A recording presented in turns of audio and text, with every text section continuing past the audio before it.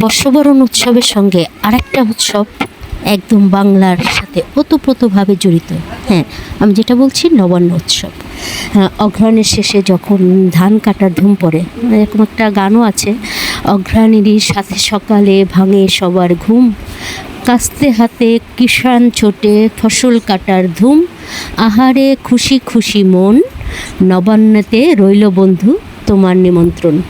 মানে এটাও বাংলার এত মানে বাংলা স্বয়ংসম্পূর্ণ করতে হলে নবান্ন উৎসবকে বাদ দিয়ে ভাবার কোনো অবকাশ নেই। তো বোনের বাড়িতে আসছি, আমি অনেক দিন নবান্ন খাই না, আর আমার নবান্ন অনেক পছন্দ। তো বোন সেটা তৈরি করছে।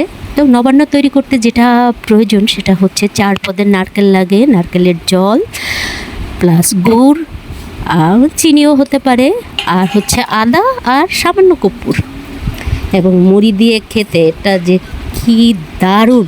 আপনারা যারা বাংলার বাইরে আছেন হয়তো তারা এ সম্পর্কে কতটুকু জানেন জানি না, তবে এটা বাংলার একটা পুরানো উৎসব, মানে যেটা না হলে বাংলা স্বয়ংসম্পূর্ণ রূপটা ফুটে ওঠে না। টাটা, বাবাই, ভালো থাকবেন সবাই, শুভকামনা নিরন্তর।